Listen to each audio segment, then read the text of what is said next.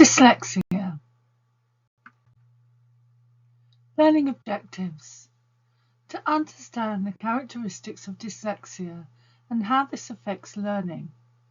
To be aware of the challenges that children with dyslexia are presented with, and to explore ways to support children with dyslexia using a range of techniques and strategies. What then is dyslexia? Dyslexia is a learning difficulty that primarily affects the skills involved in accurate and fluent word reading and spelling. Characteristic features of dyslexia are difficulties in phonological awareness, verbal memory, and verbal processing speed.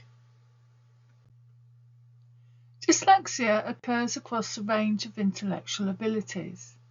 It is best thought of as a continuum, not a distinct category, and there are no clear cut-off points. Co-occurring difficulties may be seen in aspects of language, motor coordination, mental calculation, concentration, and personal organisation, but these are not by themselves markers of dyslexia. A good indication of the severity and persistence of dyslexic difficulties can be gained by examining how the individual responds or has responded to well-founded intervention. Amazing statistics. 6.3 million people, that's around 10% of the UK's population, have dyslexia. 90% of children with dyslexia are educated in mainstream settings.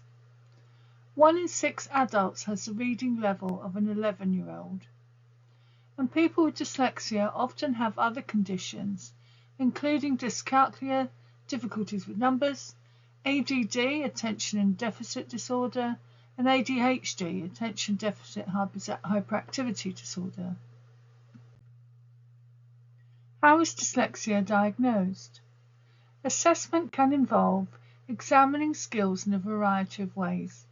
For example, reading, miscue analysis, assessment of phonic knowledge and awareness, assessment of high frequency and common exception words, subject-specific and topic words.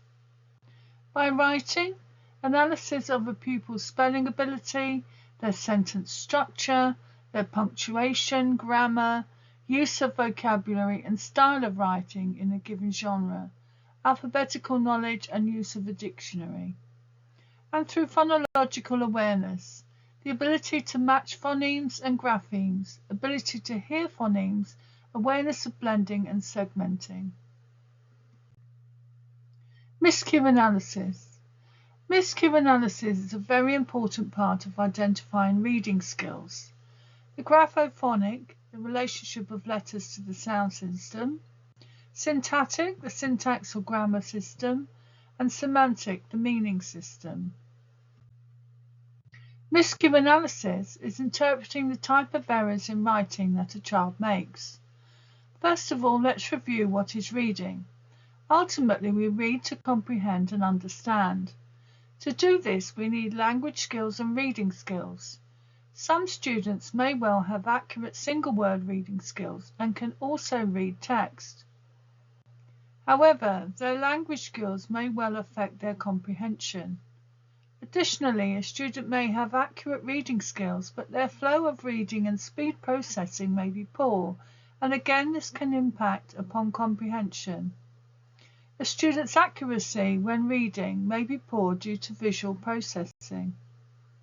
You may see letters transported, or letters reversed, or inverted. And you may also identify that students don't track lines, miss words or sentences. Dyslexia difficulties.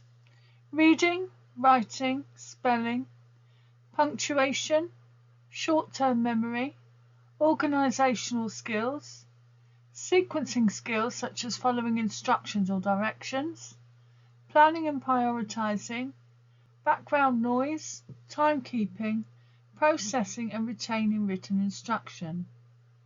Remember, everyone with dyslexia is different, and not everyone will experience all of the difficulties listed above. Visual difficulties. Some people experience visual discomfort or disturbance when they read. Common symptoms that they may significantly impair reading ability or make reading very tiring include headaches and eye strain associated with reading and other near work, text appearing blurred or going in and out of focus, text appearing double or alternating between single and double, difficulty keeping their place in the text, difficulty tracking across lines of text, discomfort with brightness of the page or contrast between text and the background, and text that appears to shimmer or flicker. Dyslexia-friendly environment. To be organised, to have a routine, to have a variety of tasks, a seating plan, and reading and spelling prompts clearly displayed, mind maps and writing frames, suitable equipment and resources, a buddy system, the use of ICT, and processing time. Organised. The pupils need to be able to find equipment easily. Routine. Whole class schedule displayed so that all pupils know what's happening now and what's happening next. A variety of tasks. A good mix of practical and visual tasks rather than just written. Seating plan. Ensure that the pupil with dyslexia is able to sit at the front within easy view of the teacher. Reading and spelling prompts. Make sure that these resources are in view and available for the pupil. You may wish to provide them with an individual one to keep in their book. Mind maps and writing frames and planning boards. This will all help to organise their ideas and thoughts and promote independence. Own equipment. Highlighter pens, coloured frames, ruler, guides, individual whiteboards, coloured photocopies, buff coloured paper instead of white, and an ACE dictionary. Use ICT. Many children with dyslexia will find it easier to use a tablet or laptop rather than write. A buddy system. Use an appropriate buddy to help. Ensure that they are not going to take over and that they will just be sensitive. Processing time. Ensure the child has extra processing time to make sense of the instruction. Break it down into manageable chunks, and this may also benefit other children in the class. Strengths.